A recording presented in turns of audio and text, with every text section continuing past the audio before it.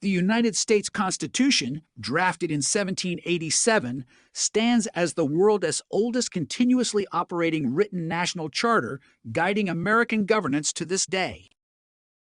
Within a decade after independence, the young republic wrestled with collecting taxes, regulating interstate commerce, and defending its borders, exposing the Articles of Confederation as frailty.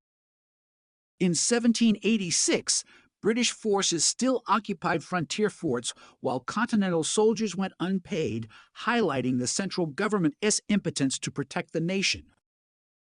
Meanwhile, Western farmers faced crushing debt and heavy state taxes, creating unrest that threatened the fragile unity of the newly formed United States. Debates erupted in state legislatures, colonial newspapers, and bustling taverns as citizens questioned whether the states could survive without a binding national framework. The Articles of Confederation, ratified in 1781, gave each state one vote in a single-chamber Congress and left tax collection to the states, depleting the national treasury. By 1784, Congress failed to raise an army to suppress uprisings, illustrating its limited power to enforce federal law across the states. From August 1786 to February 1787, Revolutionary hero Daniel Shays led 1,500 insurgents in western Massachusetts, closing courts over foreclosures and challenging state authority. In September 1786, delegates from 5 states gathered in Annapolis to discuss trade barriers, producing a single resolution urging a broader constitutional convention. Thomas Jefferson, then minister to France, wrote to James Madison urging him to propose a convention empowered to amend or replace the Articles of Confederation.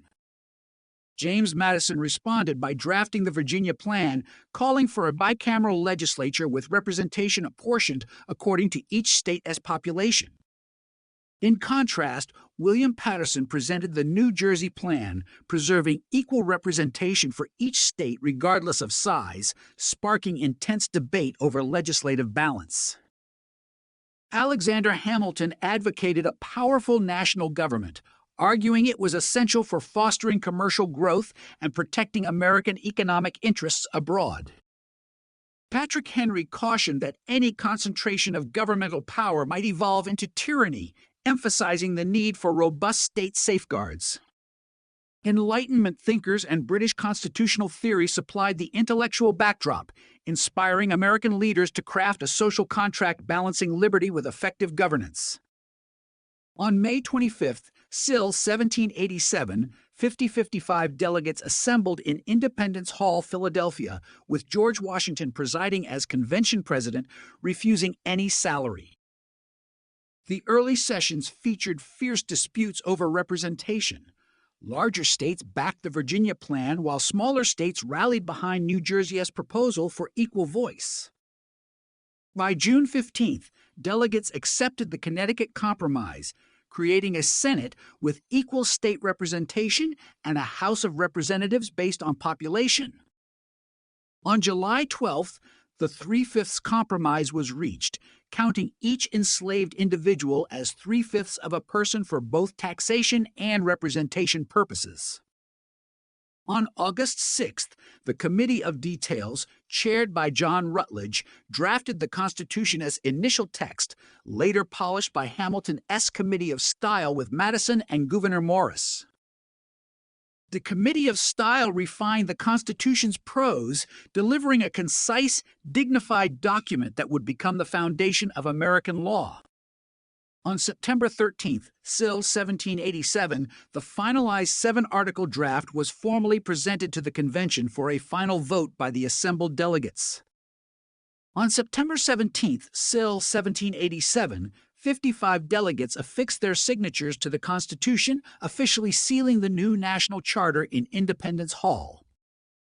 The signed document was dispatched to the 13 states, initiating a rigorous ratification process that required 9 states' approval to become effective.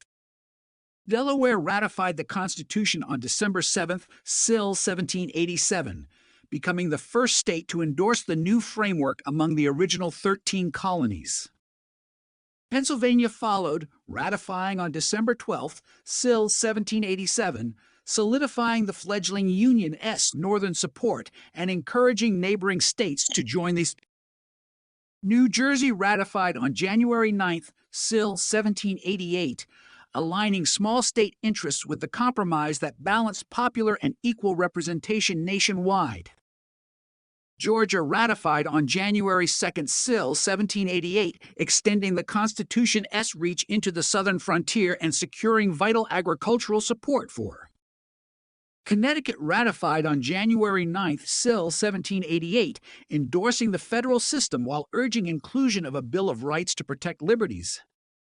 Massachusetts ratified on February 6th, Sill 1788, after vigorous Federalist campaigning convinced skeptics of the Constitution's capacity to preserve commerce and stability.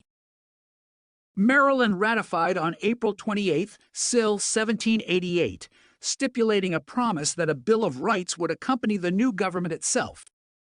South Carolina ratified on May 23rd, Sill 1788, embracing a strong central authority to protect its expansive plantation economy and trade.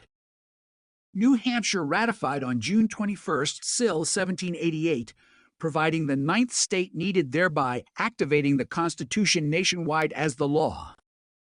With 9 states ratified, the Constitution took effect on March 4th, Sill 1789, establishing the United States government under the new framework. The first Congress convened at Federal Hall in New York City on March 4th, Sill 1789, electing officials and setting legislative priorities. George Washington took the presidential oath on April 30th, Sill 1789, on Federal Hall's balcony, embodying the peaceful transfer of power in a course. Alexander Hamilton became the first Secretary of the Treasury, outlining a comprehensive financial plan to stabilize the nation's economy for. In June 1789, Hamilton presented his report on public credit, proposing federal assumption of state debts to unify fiscal policy. James Madison introduced a series of amendments in 1789, aiming to safeguard individual liberties and limit governmental overreach for future.